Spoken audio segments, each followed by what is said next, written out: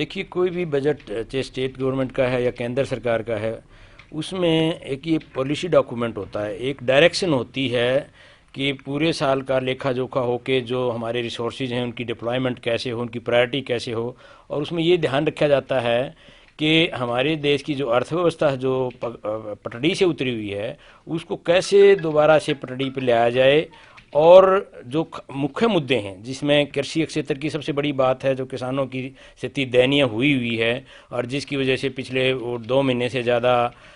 बैठे हुए हैं, धरनों पे आंदोलनरत हैं, उनके जो इश्यूज हैं वो कहीं इसमें लंबे चौड़े एड्रेस नहीं किए गए हैं। ख़ास तौर से जब इस तरह का आंदोलन चल रहा है, जो उसमें मुख्य मुद्दा आया है जो कृषि क्षेत्र का, उसमें यूरिया और इस पे जो डीएपी वगैरह पे जो सब्सिडी थी वो 1,33,000 करोड़ की थी, उसमें से कोई 55,000 के करीब अब वो कम की गई। कुल मिला के मतलब जो है उसमें जो परसेंटेज जो गिरी है, चाहिए तो बढ़नी इस हालात में, क्योंकि उनको राहत देनी थी और जो C2 के फार्मूले के हिसाब से उनकी प्रोटेक्ट करनी थी। उनको जो सरकार का मुख्य दावा भी रहा है, शुरू से रहा है कि हम कोस्ट प्लस से 50% उसको मुनाफे के साथ देंगे, वो अगर दिया जाता और उसमें ये सब्सिडी भी कम कर दी तो अब उसकी जो आगे क्या परिस्थितियाँ होंगी कि उसका कर्ज, जो किसान पहले से कर्जदार है, उसको किस तरह से राहत दे पाएंगे, ये अपने आप में संशय पैदा करता। सबसे बड़ी बात तो ये है। दूसरी बात थी जो अनएम्प्लॉयमेंट की जो पोजीशन जो बिगड़ी है, जिस स्तर पर गई है पिछले जो लॉकडाउन के बाद जो परिस्थितियाँ हुई थी, तो उसको जो प्रायोरिटी मिलनी चाहिए थी, वो सबसे बड़ी बात ये थी कि उसमें डायरेक्ट उनको बेनिफिट देना चाहिए था। जैसे एम्प्लॉयज़ के केस की अगर हम बात करें,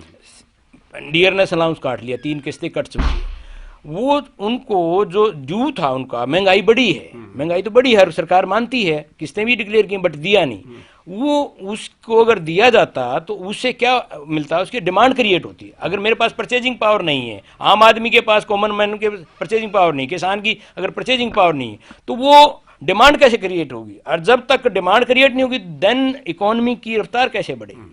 तो ये अब इसमें कई चीज़ें देखने को मिलती हैं, जैसे कैपिटल प्रोजेक्ट पे हमने बहुत खर्चा दिखाया है, जैसे इंफ्रास्ट्रक्चर डेवलपमेंट पे, ये तो बहुत लंबा लॉन्ग टर्म है, इसका इम्पैक्ट बहुत देर बाद आएगा अगर होता भी है। पहली बात तो कई बार ज़मीन एक्वायर करने में या कुछ और इस तरह के लॉन्ग टर्म ये होता है, इसमें बहुत देर लगेगी। तो जो इम्पैक्ट चाहिए था इकोनॉमी को डीरेल जो हुई उसको लाइन पर लाने का, खासतौर से जो बेरोजगारी की जो बहुत भयंकर समस्या है, जिसकी वजह से लाइन ऑर्डर प्रॉब्लम पर भी इफेक्ट आया है, और भी हमारी ओवरऑल जो इकोनॉमी जब उठेगी, जब तक उनके पास परचेजिंग पावर नहीं बढ़ेगी। परचेजिंग पावर बढ़ाने के लिए उनको डायरेक्ट, जिस तरीके से कई देशों की सरकारों ने, जैसे अमेरिका में है या यूरोप में है, जब हम और चीज़ें तो उनकी तर्ज पे करते हैं, उनकी कई चीज़ों का अनुसरण करते हैं, बट जब हम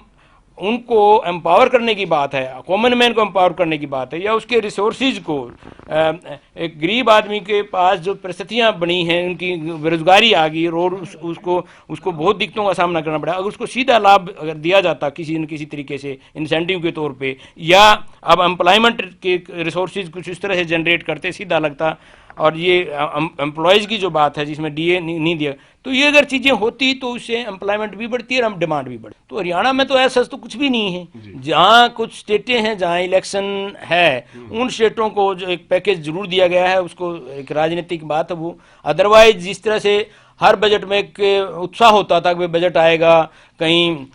कोई प्रोजेक्ट, नया प्रोजेक्ट मिलेगा, रेलवे का आएगा या कोई बड़ी फैक्ट्री आएगी जिससे एम्प्लॉयमेंट बढ़ेगी, एज सच कोई अलग से नहीं है। और वो भी जो है खास तौर से जो कृषि क्षेत्र को उम्मीद करते थे कि जिस तरह की परिस्थितियां बनी हुई हैं, जिस तरह का किसान आंदोलनरत हैं, कम से कम उनको उनकी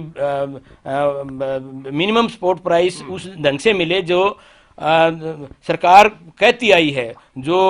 आयोग बनाया गया था, उस आयोग को की जो रिपोर्ट थी, C2 का जो फार्मूला था वो मिलता तो जो कर्जदार हुआ है किसान, उसको कुछ राहत मिलती। ना तो उसको किसी तरह की इस तरह राहत मिली है, और ना ही जो सब्सिडी वगैरह दी जाती थी, यूरिया पे थी, डीएपी पे थी, वो बहुत ड्रास्टिकली कट कर दी गई है। कम से कम इस सिचुएशन में तो उनको राहत मिलनी चाहिए थी। देखो ये जो पेट्रोलियम के जैसे डीजल और पेट्रोल के रेट बढ़ते हैं, खास तौर से डीजल के, जो कृषि क्षेत्र में भी लगता है, जो ट्रांसपोर्ट में भी इसका यूज होता है, उसका कास्केडिंग इफेक्ट है ना, बहुत हाई होता है।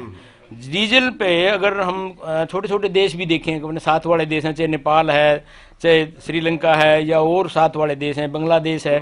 उनमें जो हमारे यहाँ तो अपनी क्रूड ऑयल को प्रोसेस करने के भी अपने प्लांट भी हैं, सारा कुछ है, उसके बावजूद भी जो उसकी एक्चुअल कॉस्ट आती है उससे कहीं 1.5 गुना ज़्यादा, मतलब जो है ना ड्यूटीज हैं, टैक्स हैं, वैट है, एक्साइज ड्यूटी है,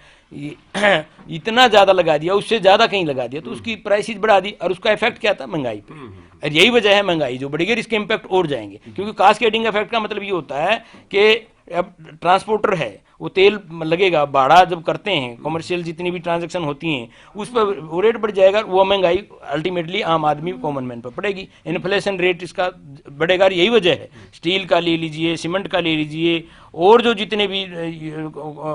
कमोडिटीज हैं उनका रेट 30 से 40-50% तक बढ़े। तो सरकार तो कोई भी अपना बजट होती है, या अपना कोई भी है, वो पॉलिसी है स्टेट की या सेंटर की पॉलिसी है, सेम गवर्नमेंट है, सेम पार्टी की सरकार है, वो तो उसको सराहेगी। अगर वो नहीं सराहेंगे तो कौन उसको करेगा? अदरवाइज तो इसमें ऐसा जिस जो क्रिटिकल जिस दौर से गुजरे हैं, दिखावे के लिए तो बहुत कुछ हुआ है, या यूं कहिएगा कि बड़े जो घराने हैं, बड़े बिजनेसमैन हैं, उनके हिसाब से तो ये सारी चीज़ें ठीक हैं, और यही वजह है इसमें जितना प्रोजेक्शन जिस ढंग से किया गया है। बट आम आदमी के लिए, कॉमन मैन के लिए, और कर्मचारी के लिए, या कोई छोटे बिजनेस कारोबारी के लिए इसमें कुछ इस तरह की कोई राहत दिखाई नहीं देती जिससे ये कहा जा सके कि ये संतुलित बजट है।